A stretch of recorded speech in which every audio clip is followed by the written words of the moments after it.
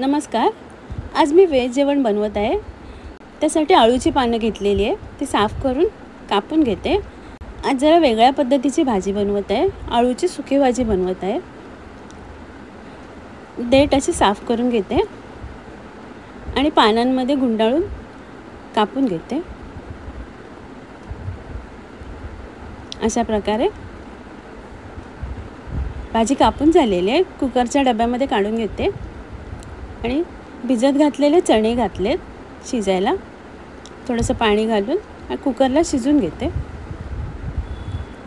भाजी शिजून घेतलेली आहे, चणे पण शिजलेले आहेत. चणे वेगळे काढून घेते आणि भाजी रवीने घोटून घेते.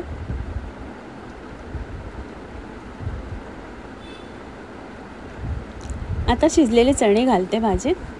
कढईत तेल घेतलेले आहे, त्यात फोडणीला राई, तमालपत्र, 3-4 सुक्या मिरच्या, 4 लसणीच्या पाकळ्या तेलात परतून घेते. लसूण लालसर झाल्यावर त्यात थोडंसं हिंग आणि थोडीशी हळद घालून मिक्स करून घेते. त्यात घोटून ठेवलेली अळूची भाजी आणि चणे घालते. चवीप्रमाणे मीठ घालते आणि 4 कोकमं घालते आणि सगळं मिक्स करून शिजून घेते. भाजीतलं पाणी सुकलेलं आहे. अळूची सुकी भाजी तयार आहे.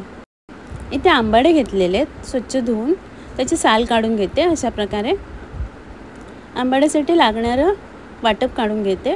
खोबरं, सुक्या मिरच्या, धणे आणि हळद घालून थोडंसं पाणी घालते आणि मिक्सरला बारीक वाटून घेते. मिक्सरला पेस्ट करून घेतलेले आहे. इथे भांड्यात तेल घेतलेलं आहे, त्यात फोडणीला राई आणि हिंग घालते. कढीपत्त्याची पानं घालते थोडीशी. आंबाडे घालते आणि झाकण लावून शिजायला ठेवते. थोड्या वेळाने झाकण काढलेलं आहे, तर खोबऱ्याचं वाटप घालते. थोडंसं गूळ आणि चवीप्रमाणे मीठ घालून मिक्स करून घेते आणि आंबाडे शिजून घेते. आंबाडे छान शिजलेले आहेत. आंबाड्याचा रस तयार आहे. इथे कुकरमध्ये चवळी शिजून घेतलेली आहे, ती घेते. त्यात गूळ आणि किंचित मीठ घालून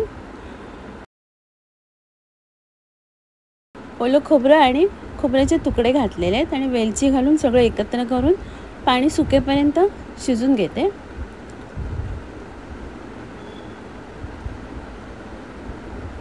गोड चवळी तयार आहे. इथे वांगं घेतलेलं आहे, ते कापून घेते. सर्वात अगोदर त्याची कापं काढून घेते अशा प्रकारे आणि उरलेल्याचे छोटे तुकडे करून घेते. कापं करायसाठी चिंचेची पेस्ट, लाल मिरची पावडर, हळद आणि मीठ घालून थोडंसं पाणी घालते आणि पेस्ट करून घेते आणि वांग्याच्या कापांना लावून घेते.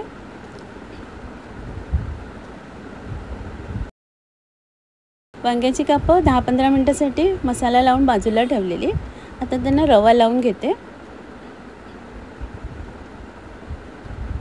पॅनमध्ये तेल गरम करायला ठेवलेले, त्यात वांग्याची कापं फ्राय करून घेते.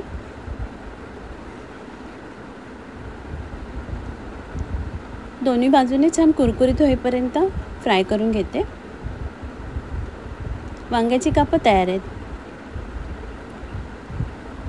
इथे तव्यावर थोडंसं तेल घेतलेलं आहे आणि वांग्याची मोठी कापं भाजून घेते.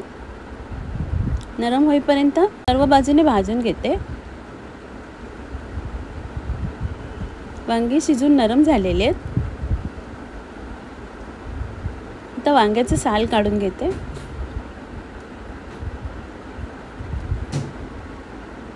वांगी थोडी थंड झाल्यावर साल काढून घेते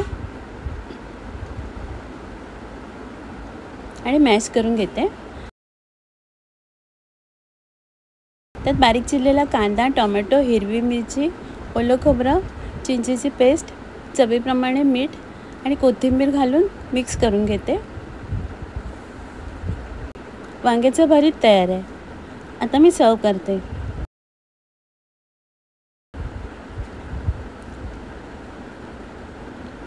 आजचा व्हिडिओ पाहिल्याबद्दल खूप खूप धन्यवाद.